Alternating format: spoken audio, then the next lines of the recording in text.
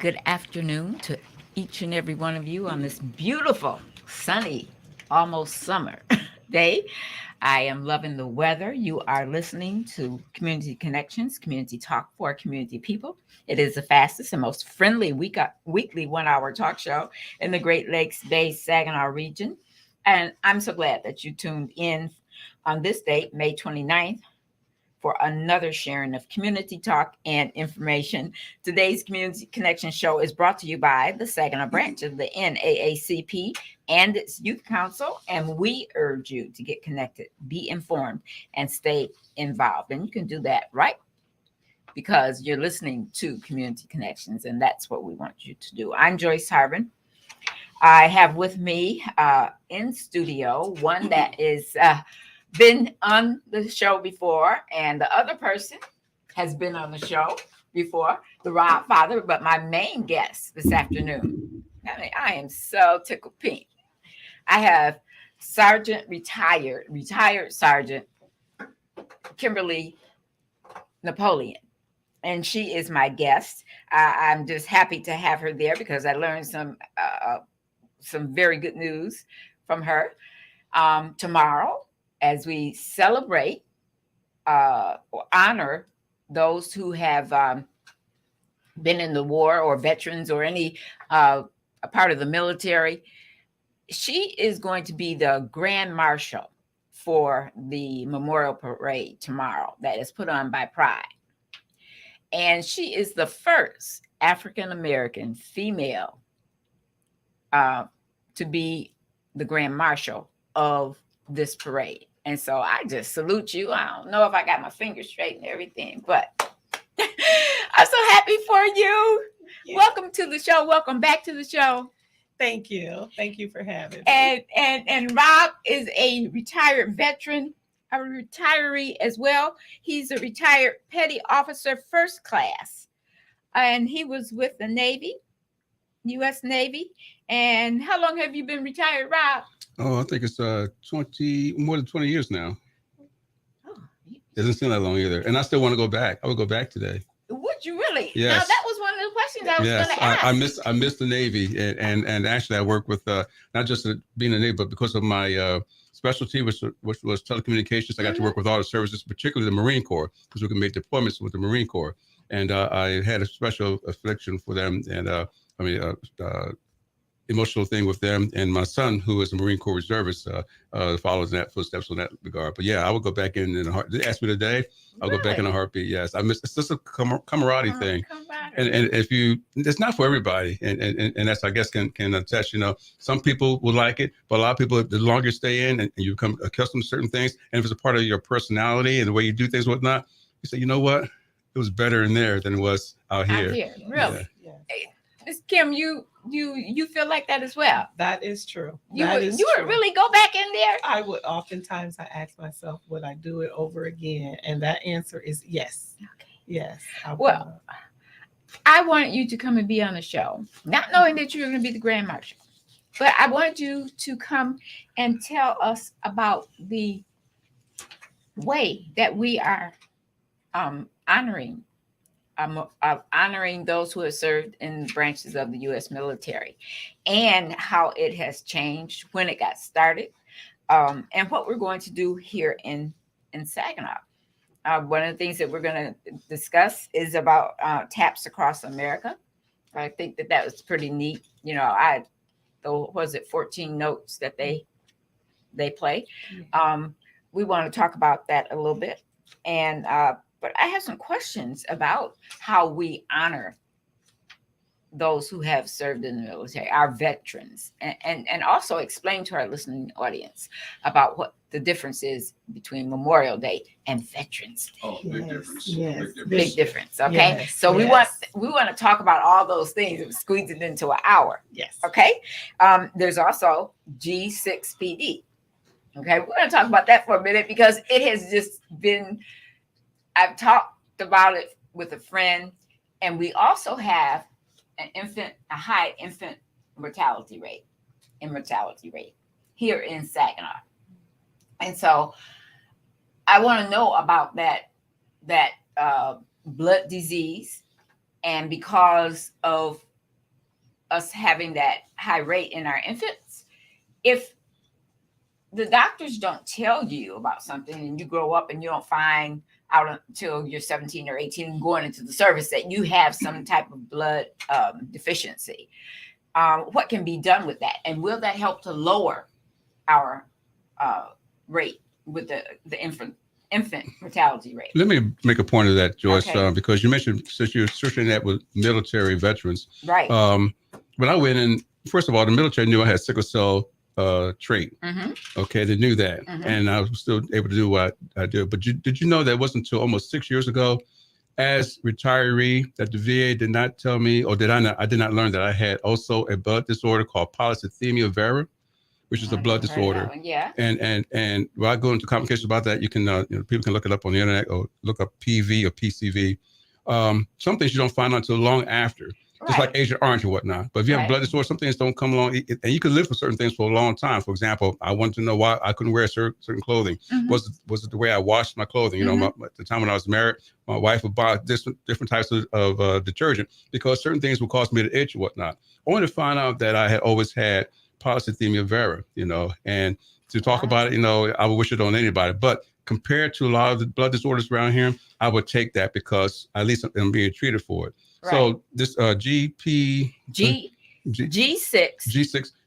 A lot of veterans, a lot of people may not know about, which is the importance why you go to the doctor. But I'm just telling you, one day the VA said you need to go to a blood specialist in Ann Arbor. And I said, well, what's going on? They said, well, we can't tell you over the phone there, but you need to go to your blood. Just after a regular blood routine, a physical that I get every year. I get semi-physicals every year. And they did a blood test, and one day I had to go down there, and that's where they told me the news. And so naturally I said, well, what happened? Because I knew my brother died of leukemia, even though he's a sickle cell anemia carrier at the time. But I didn't know what, and I don't know my family history, again, because I grew up in foster homes. Right. So thankful to the military, because I happen to be a veteran, the VA looked out for me and said, you have this disorder now, here's how we're going to treat it. And they gave me options. So just want to let people know that, some things you don't find out until long after. Right.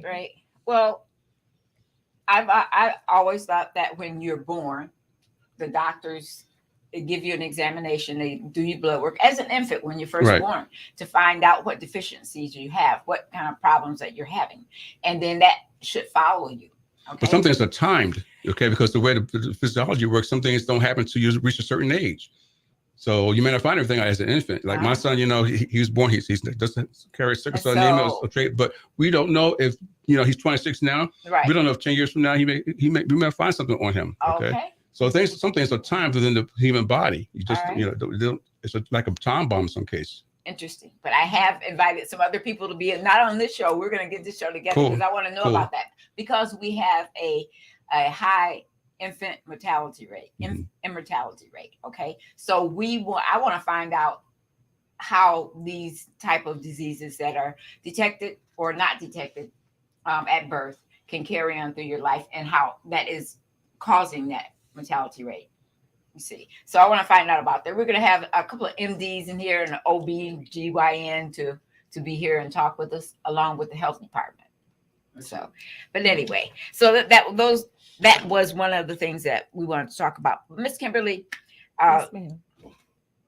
Now, not only will she be the Grand Marshal, but let me give you an introduction. Okay. Her title is the past post commander she was the past post commander of the Bridgeport post, correct? Yes. Number, let me see what my note says here. District 9. I think I left that on my desk. But hold on. You are the District 9 commander from 2020 to 2021, and now you're running for another position. That is correct. That is correct. Explain that to me. So I find my note. I am currently the candidate for the Department of Michigan Veterans of Foreign Wars for the junior vice candidate. And that position opens up the gateway to ultimately become the Department of Michigan Commander of Veterans of Foreign Wars for the entire state. Okay, since you couldn't go back into the service now, you're going to do all this. I'm going to do all of this. Tell me, of what benefit or what impact does this make on our veterans here? What do you do in that position? So, as Veterans of Foreign Wars is a veteran service organization, our purpose is to be involved in the community, Mhm. to promote patriotism. It's educational. And the most important one is to keep our veterans informed, our combat veterans. Veterans of Foreign Wars is a combat veterans Mhm. organization. So it is only open to those veterans who have actually gone to combat. And with going to combat, not to smite those that have not gone, but with veterans that have gone to combat, there are certain things that we experience, or being in a combat unit for that matter, that we experience that other veterans do not experience. In terms of, we all heard of, we heard my comrade here, the Rob Father, talk about with Agent Orange. Mhm. Um, those types of diseases, those types of things that we come in contact with as a result of being Mhm. during combat, there's different ailments that come along with that. There's different diseases that comes along with it. There's death that comes along with that. Now we're talking about burn pits. Mhm. There's different cancers, thyroid, heart conditions, kidney diseases, mental defects, which we all know too well. So with Veterans of Foreign Wars, their primary purpose, at the top, all of the other ones are equal, but one of the main things is that we provide information. We also provide, we're advocates for those veterans Lobbyists, in sort of, lobbyists. So we'll get to the advocate. lobbyist Uh-huh, part, uh-huh. correct. More Okay. so advocates to make sure that we receive the benefits that we have rightfully deserved Mhm. as a result of our combat, as a result of our service to our country. And so we advocate for them in Washington, D.C. We all know too well with the Vietnam veterans how long it took. They called it shell shock at one time. Mhm. It's our responsibility as an organization to go before Congress, to testify before Congress about these illnesses, what they have done to us, and hold the United States government accountable That's right. in to us as veterans in forms of compensation, in forms of our health care, in forms of educational benefits for not just the veteran, but for their spouses, Right. for their dependents. We exist for that reason. How long does it take in order to put new policy and steps in so that the benefits can be given to the survivor or to the children, or to the veteran? Is that where you guys come in to not apply the pressure, but to inform them and educate as to why we need this for our veterans? How long does it take to get that rolling? Because there are a lot of people who are suffering, families who are suffering, because they cannot get the benefits that they deserve. And this is true in terms of how long it takes. Mhm. Well, Vietnam ended, what, 1975 Mhm. officially, but it started 1953, 1954, somewhere around in there. Yes. So we're just now knowing what we're just, PTSD is a buzzword right now, Right. For everything. For everything. Yes. But for our Vietnam veterans, whether you all call it shell shock, Mhm. they're different. Mhm. Is something wrong with them? But it was not until maybe the last 20 years that we start calling it for what it is. Agent Orange calls these things. And sometimes it's just like anything else, it's research, and it's also those people fighting for you, someone hearing your complaints, a doctor caring enough to pick this up and say, hey, we might be onto something here. This is not normal. I myself am a Gulf War veteran. We just celebrated the 30th anniversary of the Gulf War. As of April the 26th, 2022. 2022. We Yeah. just got a presumptive list Mm, that states if you served here, you were exposed to this, so you may have that. So that gives you an idea. It takes Wow. time. That was 30 years ago. that's a long time. Do they give back benefits? And the thing that's a good question, Joyce. Okay. That is a great question. This should, because the president still has not declared that war over. Well, in terms of the back benefits, It's not over. No, it's not officially over. And- Okay. in terms of the back benefits, you file a claim. So if you don't ask for it, Mm-hmm. then you can't receive what you have not asked for. So, say for instance, for me, if I was to file a claim today Mm-hmm. and I'm denied, but then 10 or 15 years down the road, they find out, yes, Mm-hmm. you received this vaccine to prevent you from contracting this, Mm-hmm. and I'm denied now.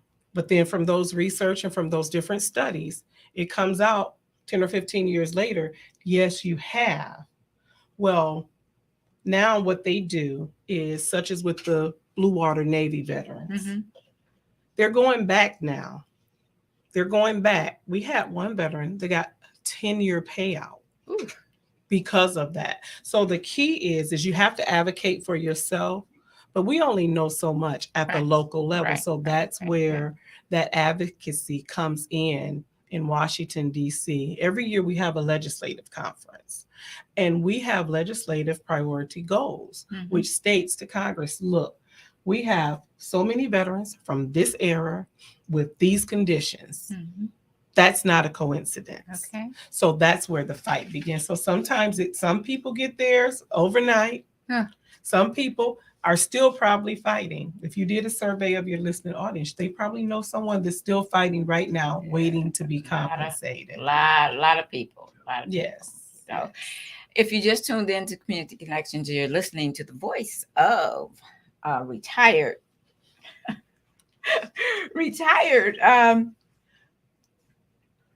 a veteran, but she retired from the service, from the Army, okay, and she just couldn't stay away, so she started helping the veterans, okay. Kimberly Napoleon, she is the former District 9 commander of 2020 to 21, and she's going for another round, another enlistment, huh?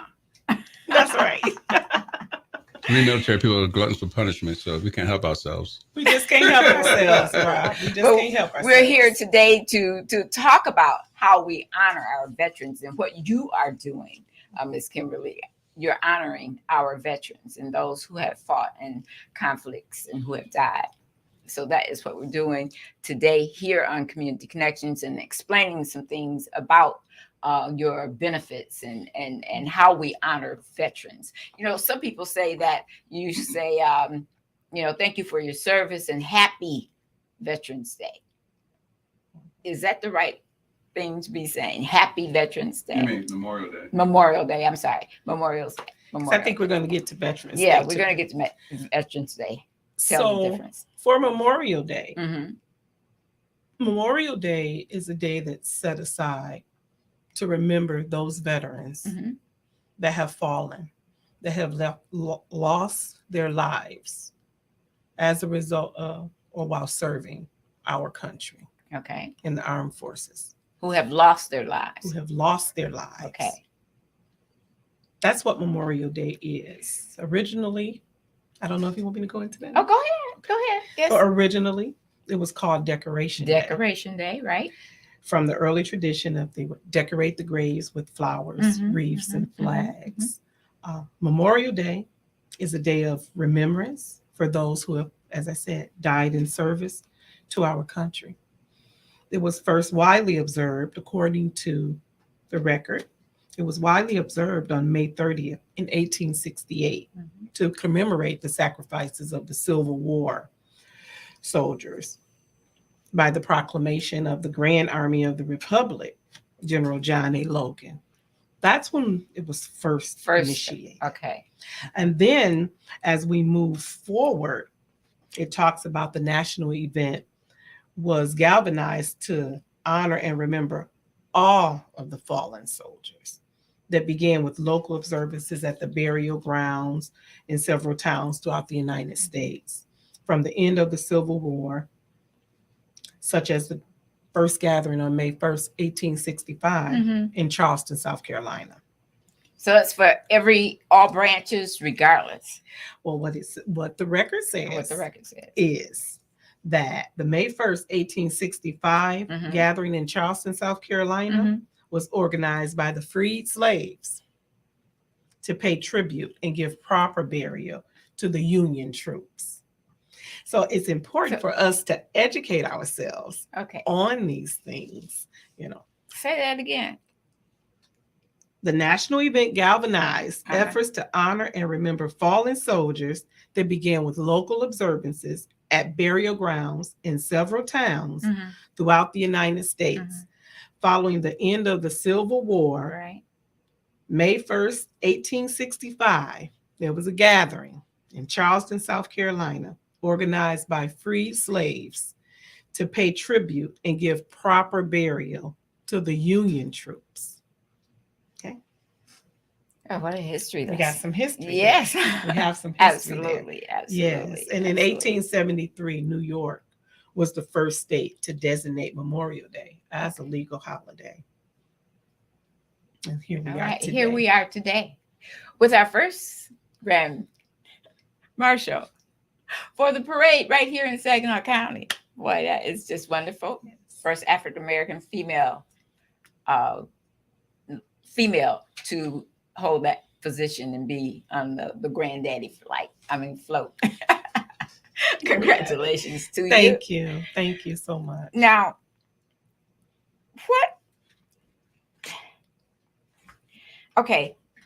tell me about the difference between the two. So Memorial Day. Yep. It's a day of remembrance. Right.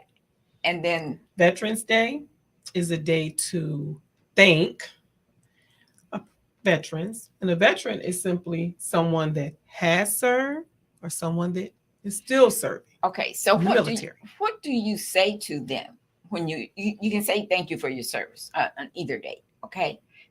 But the happy Memorial Day or happy Veterans Day, how do we express ourselves better than that? Because it's not a happy day. It's a sad day to me. It is bittersweet, Joyce. There's been such debate, much debate on why do we say happy Memorial Day? We know that to lose a loved one is not a happy occasion.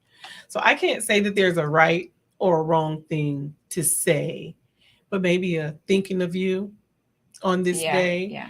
I have a Gold Star mother that every Memorial Day, Gold Star mother right here in Saginaw, that I always reach out to her, knowing that she lost her son in Iraq, during Afghanistan, knowing that she lost her son dying, defending freedom. So I always send her a message to let her know I'm thinking of you on this day. I know that it's bittersweet. She's proud of the sacrifice that her son gave for this country. He signed up to do a job and he did his job. And with that job, death may be a result of your service. So we still think about them. We want to remember the sacrifices that they've made. So that's Memorial Day. Veterans Day, like I said, is for those that have served in the military honorably and those that are still serving. So I don't know if that's a happy, thank me for my service. That's enough for me. That's enough. So thank you for your service. Give them some words of encouragement on Veterans Day. Rob, let me ask you this.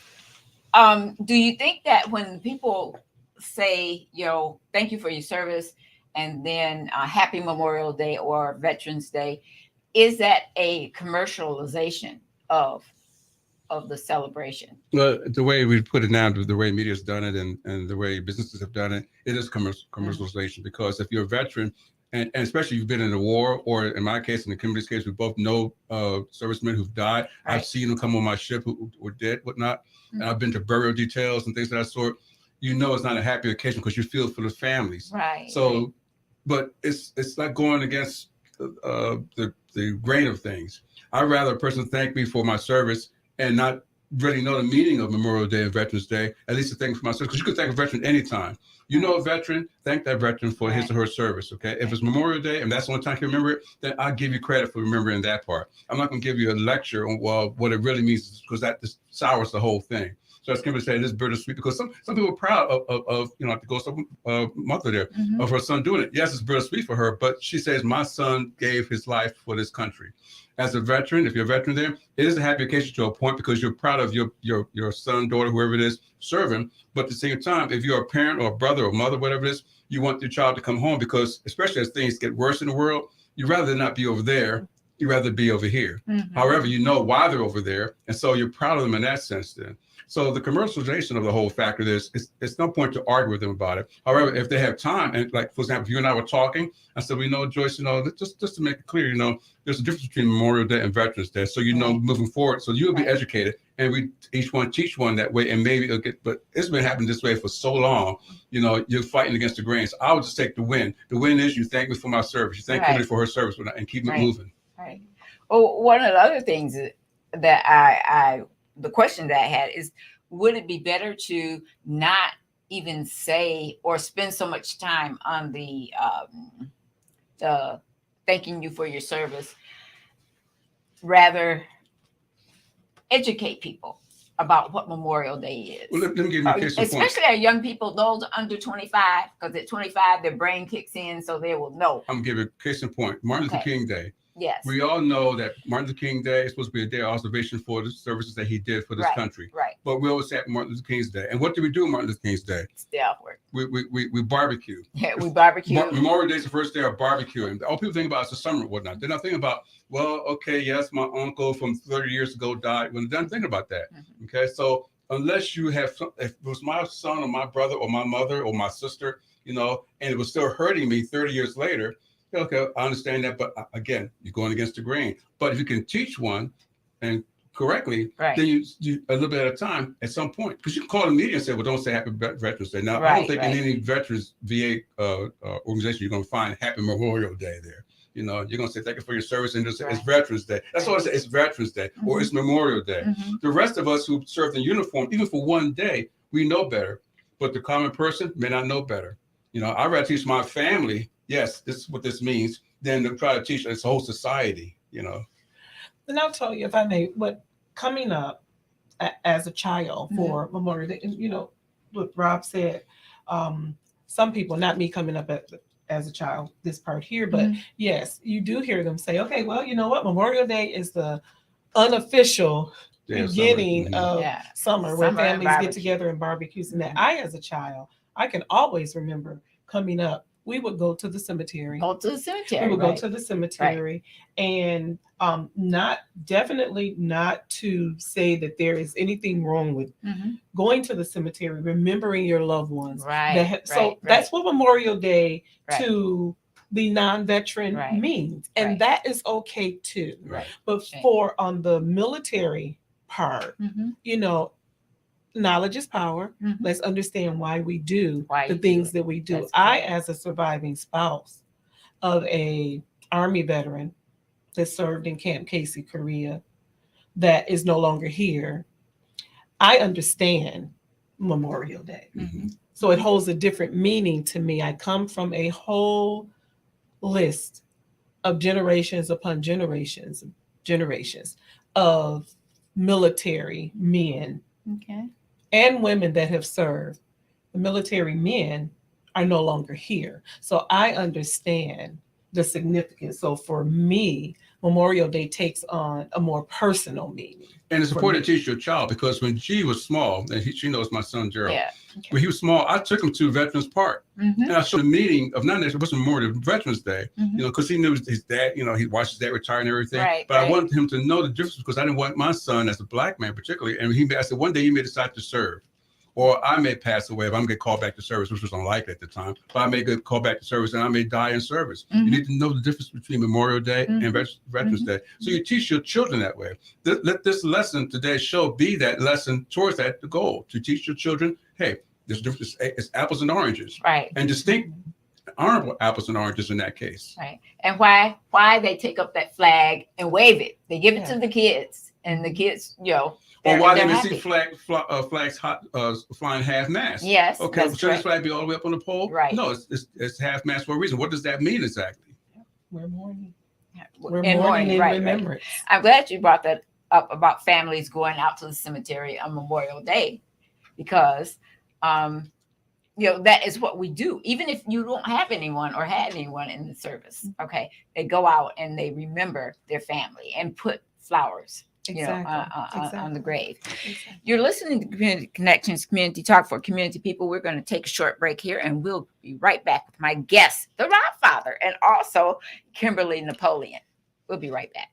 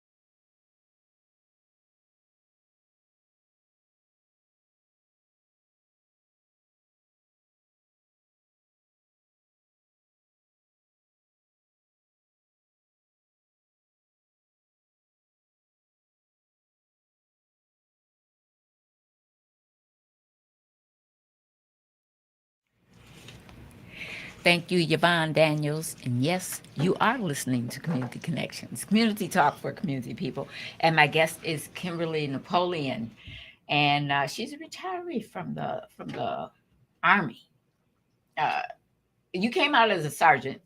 I was sergeant. You were sergeant, and the Godfather, you were. That's the first class. So what's the first class in that E? What E6. E6. What does that mean? This just means enlisted 6. And E stands for enlisted. And if you have an O before your number there, it stands for officer. So someone may be a O1 would be an ensign in the Navy, or an E6 would be a petty officer in the Navy, as would be, or in different services. But the rank, if you don't know the designations like sergeant or petty officer, the government would pay you by your rank, or which would be E6 or E3, as the case may be. So you can be promoted there depending on what you do. How far does that? Or it can go as high as general, 4-star general, brigadier general, whatever, or admiral in the Navy's case, rear admiral, etc. as high as that, whatnot, or until you become the CNO, Chief of Naval Operations, or the Master Sergeant of the Army, things of that sort, or General of the Army, things of that sort. I'm sure Kimberly could tell you more about that, but you can find that on the internet, in terms of the ranking structure. Yeah, you find but we all everything get paid the on the same. internet. Okay, so if Kimberly was a sergeant and I think a sergeant is what, E4 or E5? E5. E5. Okay, so if I was an E5, we get paid the same. We get paid the same. So people think that, oh, well, I'm in the Army, get paid more. No, you get paid the same across the board. I wanted to ask about that too.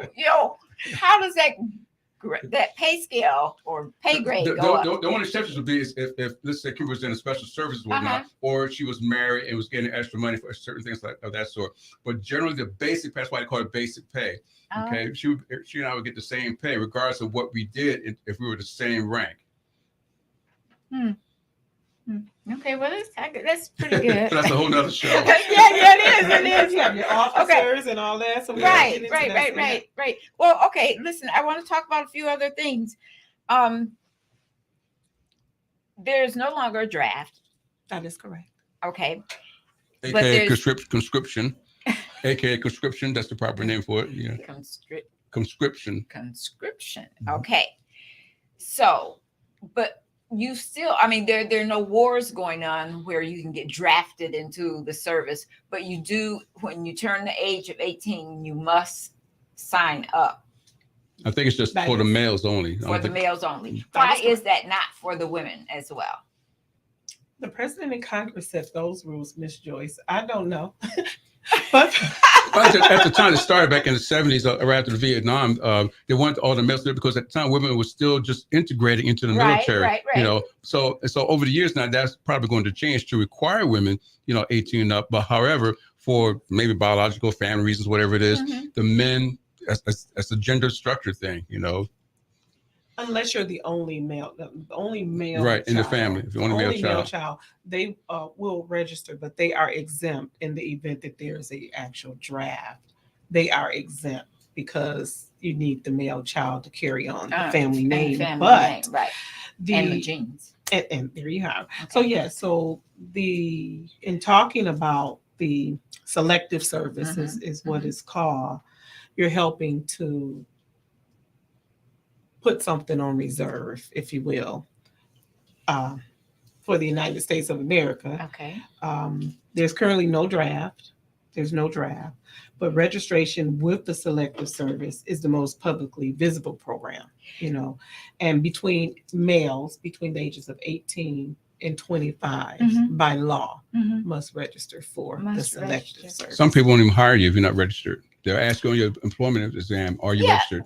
We talked about that earlier. If you want to get into a government position, that you must, if you're a male 18, between 18 and 25, that you must be registered. Yes. Federal law requires nearly all male U.S. citizens and male immigrants between the ages of 18 through 25 to register. They even have it on a website. The government website. And yes, for some jobs, any government job, federal government job, I know for certain, I can't say for state, but I know with federal government jobs, that question is on your application. Are you registered? If you are a male born between and it gives you the years, right, you must be registered or it disqualifies you. And because you're in violation of federal law. Well, can you go sign up and then come back and try to get that job? I'm not the employer, Joyce. I don't know. I just want to know. Inquiry minds want to know. Okay, now I also mentioned about changes for the good. Over the last 50 years, there have been some changes. Ladies, the women can wear long ponytails. They can wear braids. I'm good with the braids, but the long ponytails does not fit right because anything could happen. Okay. But what are some of the major changes that have taken place in the last 50 years for the good? Well, I've been out since 1996, officially medical retired from 1996. But what I do see is that a lot of us like to wear braids. When I was in, your hair could not go below the bottom of your collar. Mhm. It must be pulled up in a bun. Your makeup. Your makeup must be of a color to complement your skin tone. Okay. Women was not in combat on the front lines. Mhm. You see so many changes right now to where you have women fighting right there Mhm. side by side. If you look at West Point, they just graduated the first 4 Rhodes Scholars. Mhm. That's the future of the military. And it's for women. So those changes have been welcoming and a long time coming. I can recall when I was stationed at Fort Bragg, North Carolina, I came home to take my official portrait. And I went back. I had it sitting on my in the barracks in my room, and one of the more senior staff women came in. And I had my hair up in like a little French roll, but I had some little bangs and had my hat on. Mhm. And they looked at it and they said, well, times sure are changing. It must be nice. When did we stop making sure our hair was pulled slick to the back and you didn't have any, hair showing? Right. Right. That took me for a loop because I didn't see anything wrong with the Mhm. picture, Mhm. but that was still a sign of times coming, changing with the times. In their minds, according to them, that was not the official look, if you will, for women in dress greens to look like. So these were women that was maybe 10 years my senior. Mhm. Now, fast forward, I know women now that can wear their braids. They want to part their hair down the middle and wear their long braids. Mm. They want to wear That their is safe. singles. You say, is it safe? Well, that's in uniform, Okay. in your day to day Right. activities. You're not in harm's way in your day. You're going to the office to work, you're going to the motor pool to work, you're in the office. So what difference does it make as long as you look professional? Well, you Now have to in be combat, trained. that's different. Yeah. I can understand. I know you were saying, well, it seems like something get caught, or Right. whatever. Right. Right. Right. So I don't know those regulations, Joyce, but I Okay. do know that it's welcome. Just how you have your hair pulled back Right, now. right. What's stopping you from doing your job with your hair the way that it is? You're sitting there at a computer, you're at a desk, Okay. you're in your office, you're typing, you're not hurting So anyone. if you're in combat, if you're being trained for a new job, that's as long as you can do you your can- job efficiently and doesn't make any effectively. difference. So that's for the good. I believe it is for the good. And it's also for safety too. For In sa- particular, yeah. since I served all the services when I was in the Navy, Mhm. the rules, some of them are the same, some of them have relaxed over the years, but just a little bit. But primarily, it's done for not just professional, but for safety. You may be in a situation where, as in the Navy, you may have to wear fight a fire either on a ship or in the building. And so, if your hair is too long, or you may get into a situation where your hair could be pulled just for whatever reason, or get caught up in the machinery or whatever. Right. Right. Or just like in the case of men, I know Kim spoke about women, but men, they had to stop wearing beards. You never see the Marine wear a beard, and you won't see the Navy wear beards now. We could wear mustaches, but there was one time we first came in the 70s and before, you could wear beards. Then they realized, well, the new smoke mask, gas mask could not create a suction on our face to protect us. And so they said, well, in the event that we need that, we need to get rid of all the beards. Now, black men who suffer from PFB and other skin disorders, whatnot, and some white men who suffer from that too, they make certain exceptions, but within, again, guidelines or what have you. And it's across the board. And then say, well, let's just do it professionally for all the services at one time. So with certain exceptions, professionally and for whatever it is, like men can't wear afros, okay, or white men can wear long hair beyond their shoulders, whatever, or the hair can be because it wants to create a uniform look.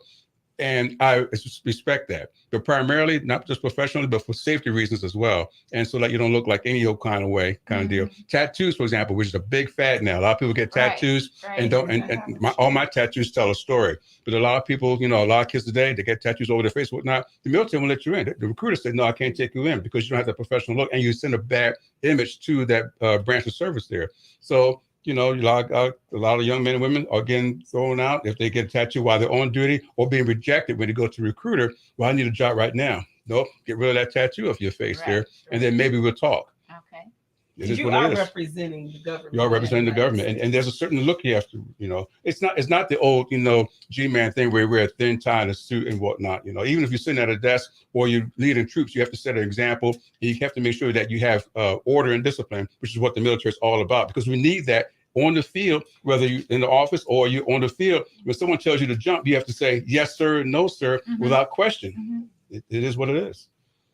Okay, I had a question from someone about, we were talking about the draft, but and it was whether or not the service would or the government would ever take young people off of the street who want to fire illegal weapons, want to shoot up people, and put them in the service. And some people have said, well, why don't you do that? If they want to shoot people, they want to shoot guns, send them to the service where they go to war or to be in a conflict, and they can exercise that.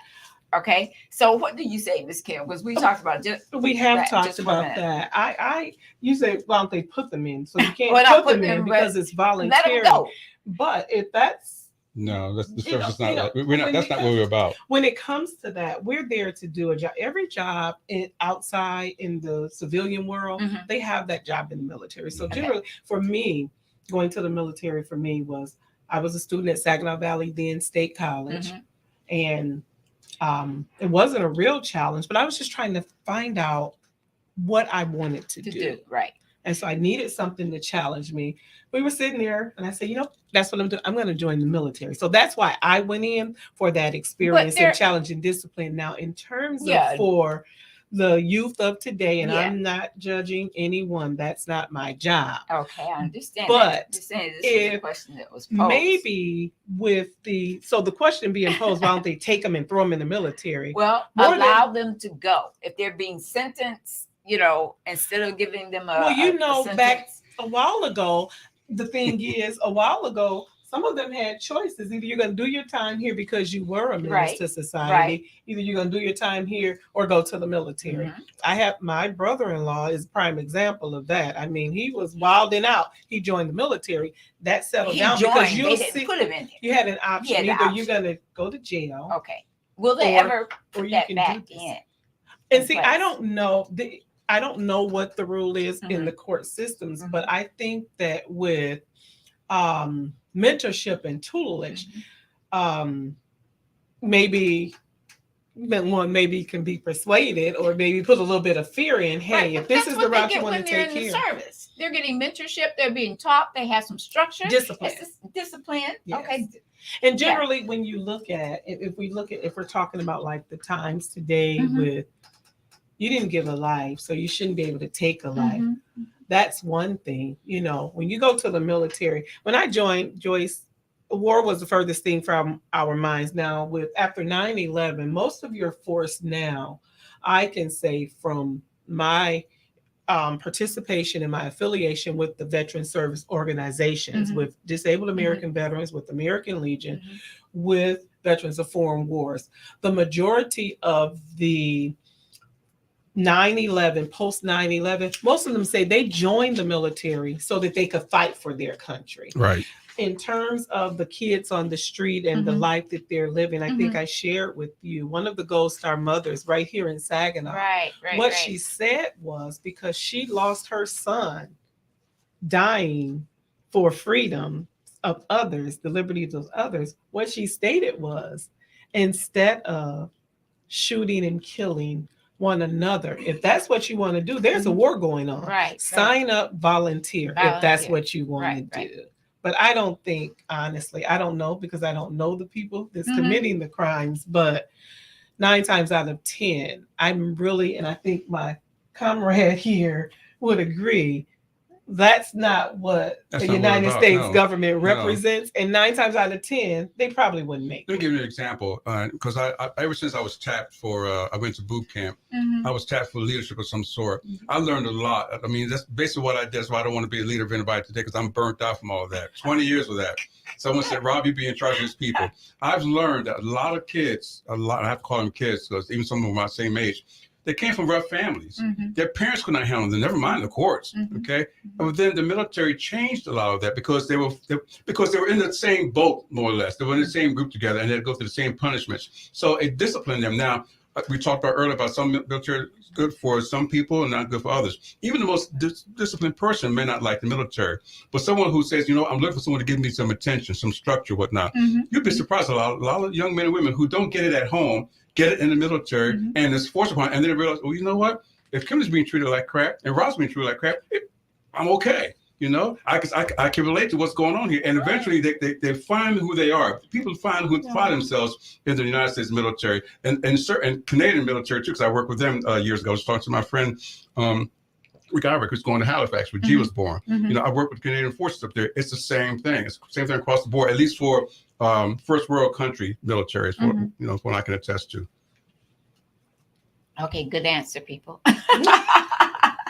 Well, that was Bottom line is the Yeah. government, they do not represent what the United Right. States government, the Okay. United States military, the majority. And I'm not, judging, but I'm just speaking. I think that Rob Father would agree.